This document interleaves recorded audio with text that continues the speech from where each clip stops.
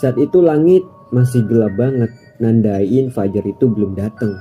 Pencahayaan cuma terdapat dari senter besar yang dibawa sama Farhan. Cepet, ikut gua, kita cari Yudi sekarang. Assalamualaikum warahmatullahi wabarakatuh. Balik lagi bersama gue Galang di segmen Bedah Misteri. Sebelumnya terima kasih buat antum-antum semua yang udah mampir di video ini. Jadi pada hari ini gue ingin mengucapkan kepada antum semua selamat menunaikan ibadah puasa bagi yang menunaikan. Jadi pada kesempatan hari ini gue mau berbagi cerita horor tentang tersesat atau hilang di Gunung Ciremai. Penasaran dengan ceritanya? Tonton sampai habis. Sebelum ke cerita, siapin kopi beserta cemilannya dan cerita horor dimulai. Gunung Ciremai 1996. Aku pergi dulu ya, sambil mencium kedua tangan ibunya, berharap dirinya akan pulang dalam keadaan selamat. Tanpa basa-basi, dia langsung aja berangkat menggunakan motor tua ayahnya, menyusul teman-temannya di rumah Yudis. Pagi itu cuaca emang sedikit mendung, tapi keadaan tersebut tentunya tidak menghalang Andra buat tetap pergi, karena dia udah merencanakan untuk pergi bersama yang lainnya sejak lama. Assalamualaikum. Waalaikumsalam. Nah, tuh udah datang. Ayo nyalain mobilnya. Dra, taruh aja motornya di garasi. Iya, yang punya rumah siapa, yang ngatur siapa. Setelah bersiap-siap, mereka pun memulai perjalanan ke Gunung Ciremai menggunakan mobil Yudis yang dikemudikan oleh Dani. Dan di dalam mobil hanya terdapat 4 orang, yaitu Dani, Yudis, Andra, dan Farhan. Tapi semuanya terpaksa berdesak-desakan di dalam karena banyaknya barang yang akan mereka bawa. Setelah 1 jam perjalanan, mereka akhirnya sampai ke tempat tujuan. Ayo, kalian ngapain lagi? Ayo jalan. Tungguhan, cepetan sini dulu. Lah, buat apa? Udah cepetan sini dulu. Emang ada apa lagi? Tadi ada yang bilang, sebelum naik, kita injek 3 kali dulu, abis itu ngucap salam. Oh alah, itu gue juga udah tahu. Kan gue udah pernah kesini. Udah lu lakuin? Belum sih, tapi udah ngucap salam kok. Ah lu. Yaudah deh, kita injek tanah dulu daripada kenapa-napa kan. Emangnya nginjek 3 kali buat apa? Ya biar gak ada gangguan aja. Setelah melakukan ritual tersebut, mereka berempat pun mengucap salam. Lalu langsung aja memulai perjalanan mereka menuju ke puncak Ciremai. Selama perjalanan menuju pos 1, gak ada satu hal buruk maupun gangguan menyeramkan yang menyerang mereka. Namun, sesuatu yang janggal mulai terjadi saat mereka bergabung dengan rombongan lain sesampainya mereka di pos 1. Saat itu, Andra yang lainnya bergabung dengan rombongan yang berjumlah 8 orang. Artinya, ada 12 orang yang bersama-sama menuju pos 2 saat itu. Di pertengahan jalan yang mulai berkabut dan sedikit hujan, salah satu dari rombongan lain itu pun mutusin buat menghitung jumlah orang yang berada di rombongan. Cuma berjaga-jaga jika ada yang tertinggal. 2, 4, 6, 8, 13, kata salah satu dari mereka sambil kebingungan. Akhirnya mereka pun mengulang kembali dengan berhitung. 2, 4, 6, 8, 13. Lagi-lagi dia mendapat hasil yang sama. Memang yang dia lihat saat itu cuma terdapat 12 orang yang berada di rombongan. Tapi entah kenapa setiap kali dia menghitung, jumlah yang terhitung terus saja menjadi 13 orang. Tapi salah satu dari rombongan itu ngusulin buat mengabaikan hal tersebut dan sebaiknya kembali lanjutin perjalanan mereka.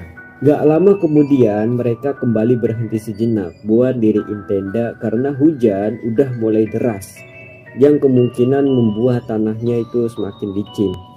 Selama mereka menunggu hujan buat reda, yang mereka lakuin cuma saling bercerita sambil berbagi cemilan. 2, 4, 11.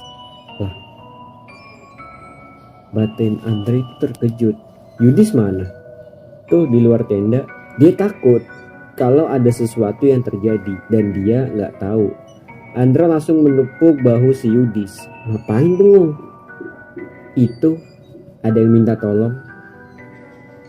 Andra lihat ke bawah yang masih berkabut dan dibanjiri sama hujan, tapi nggak ada satupun orang di situ. Udahlah, itu pasti halusinasi. Ayo masuk. Dia masih di sana. Enggak, itu halusinasi aja. Ayo sekarang masuk ke dalam, kata si Andra sambil dorong Yudis masuk ke dalam tenda. Setelah hujan sedikit reda, mereka semua kembali melanjutkan perjalanan mereka menuju ke pos 2. Mereka sampai tepat pada jam 7 malam. Karena itulah mereka mutusin buat berhenti aja dan lanjutin perjalanannya mereka besok pagi. Sebenarnya Yudis udah memperingati yang lain tentang rencana mereka dari awal, bahwa tujuan mereka cuma buat sekedar berjalan santai dalam 1 hari, yang berarti sebenarnya mereka seharusnya udah pulang sekarang. Tapi karena rasa penasaran Dani yang semakin tinggi, mereka semua mutusin buat lanjutin perjalanan sampai ke puncak Gunung Ciremai besok pagi terlebih dahulu, kemudian pulang. Mereka ngabisin malam dengan ketawa-tawa sambil cerita. Cepet, cari sekarang juga, gak ada waktu. Tiba-tiba aja Andra dibangunin sama suara bising yang kedengeran dari luar tenda. Ada apa ini? Saat itu langit masih gelap banget, nandain fajar itu belum datang. Pencahayaan cuma terdapat dari senter besar yang dibawa sama Farhan. Cepet, ikut gua, kita cari Yudi sekarang. Perkataan Farhan membuat Andra itu terkejut sekaligus kebingungan. Cari Yudis? Yudis hilang? Ayo cepet, kalau hilangnya dari jam 10 ke atas, masih kita bisa cari. Emang ini jam berapa? Masih jam 1, seharusnya belum jauh. Saat itu mereka semua kembali ke dalam tenda buat istirahat pada jam 10 malam. Saat itu Yudis masih bersama mereka walaupun tingkah lakunya itu memang aneh. Tanpa bertanya-tanya, Andra langsung aja pergi ngikutin Farhan nurunin Gunung Ciremai. Waktu berlalu udah berkali-kali mereka manggil Yudis, tapi nggak ada satupun orang yang ngejawab. Sampai akhirnya mereka ngedengar suara langkah kaki yang kedengeran memakai sendal kayu. Saat mereka berbalik, ternyata ada seorang nenek yang datang menghampiri mereka. Nenek tersebut berjalan bungkuk dan mempunyai pinggung yang sangat besar. Rambutnya dikonde, memakai baju kebaya putih dan menggunakan jaket rajut lusuh sebagai luaran. Kurang lebih kayak gini. Nenek tersebut berjalan sangat bungkuk sampai menutupi wajahnya. Tapi baik Farhan maupun Andra tetap bisa mendengar suara nenek itu dengan sangat jelas. Sedang apa di sini? Ada teman kita yang hilang, namanya Yudis. Lebih baik cari di tempat lain aja. Suara nenek itu memang sangat aneh dan tentu aja buat Andra sama Farhan itu merinding. Tapi apapun yang terjadi, mereka tetap harus mencari Yudi sebisa mungkin. Kalau kalian terus berjalan lurus, kalian tidak akan bisa pulang. Sudah, cepat, jalan saja, kata nenek itu sambil ngayun-ngayunin tongkatnya. Kalau boleh tahu nenek dari mana? Kok bisa sampai di sini? Mendengar pertanyaan itu, nenek itu kembali tertawa. Umur saya udah ratusan tahun. Tempat tinggal saya memang di sini. Kalau kalian ingin selamat, lebih baik pergi sekarang juga, kata nenek itu dan kemudian tiba-tiba menghilang. Keduanya pun pergi meninggalkan tempat itu segera mungkin. Nenek itu beneran ratusan tahun ya umurnya. Andra cuma terdiam dan cuma ngangguk aja. Andra, lu kenapa? Tadi lu gak lihat? Lihat apa? Punggung nenek itu bolong dan ada belatung. Dan di sisi lain, loh, Dani habis kemana?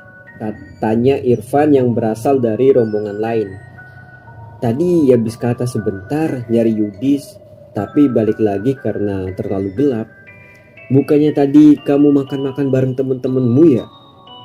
Makan bareng? Kapan? Kamu serius dari atas? Padahal kamu sampai ngajak aku ikut makan loh tadi. Saat fajar udah mulai tiba, Andra, Farhan, dan Dani mutusin kembali turun dan memberitahu tentang hilangnya Yudis. Sementara rombongan lain kembali melanjutkan perjalanan mereka menuju ke puncak Ciremai. Kala itu waktu fajar masih nampak seperti malam hari, berhubungan cuaca masih mendung saat itu. Sebenarnya perjalanan mereka nggak akan berlangsung lama jika Dani dan Farhan tidak sedikit berdebat. Farhan dan Dani sempat beberapa kali berselisih karena Farhan tidak ingin mengecek hutan pada saat itu. Ia ingin mereka langsung aja ngelaporin kasus ini kepada tim penyelidik. Walaupun begitu, Dani tetap maksa Farhan dan Andra untuk mengecek hutan terlebih dahulu sebelum akhirnya memberitahu tim penyelidik. Keduanya pun akhirnya bertengkar sampai akhirnya Farhan lanjutin perjalanannya turun ke bawah yang lalu diikuti sama si Andra. Sedangkan Dani pergi masuk ke dalam hutan sendirian. Dan hingga saat ini Yudis gak pernah terlihat lagi. Beberapa orang beranggapan bahwa Yudis memang sudah tiada karena terkena longsor ataupun terjatuh dari gunung. Namun beberapa orang juga berkata bahwa Yudis sebenarnya dibawa ke dunia lain. Walaupun begitu, hingga saat ini gak ada satu orang pun yang mengetahui di mana Yudis berada. Dan soal Dani, ia berhasil keluar dengan selamat walaupun dirinya memang sempat tersesat di hutan. Saat itu dirinya ditemukan dalam keadaan luka-luka. Saat ditanya-tanya, Dani berkata bahwa saat itu dia sedang mencari Yudis. Dia sempat jatuh dan terguling beberapa meter ke tanah. Lalu ada seseorang bertubuh pendek yang mengajaknya pergi ke sebuah desa yang gak jauh darinya. Tapi alih-alih mengikuti, dia justru menolak dan memilih untuk mengikuti jalur yang ada. Saat itu Andra sempat bertanya tentang ciri-ciri desa tersebut. Dan Dani berkata bahwa desa tersebut seperti tempat penjual beli makanan. Ya seperti pasar pada umumnya. Yang membedakan cuma struktur wajah orang-orang yang berada di sana. Dan setelah kejadian tersebut, Andra sempat bertanya tentang keberadaan nenek bungkuk yang hidup selama ratusan tahun. Dan ada yang bilang bahwa nenek tersebut adalah salah satu penjaga yang berada di sana. Dan soal mengapa nenek itu memerintahkan Farhan dan Andra berputar balik adalah karena jika mereka terus melanjutkan perjalanan mereka, mereka akan berakhir tersesat di dunia lain. Dan cerita pun selesai. Gimana ceritanya? Cukup menghororkan bukan? Semoga bisa menghibur antum-antum semua yang lagi kurang hiburan. Mungkin ini aja yang bisa gue ceritakan. Gue Galang undur diri. Sampai jumpa di video selanjutnya. Assalamualaikum warahmatullahi wabarakatuh.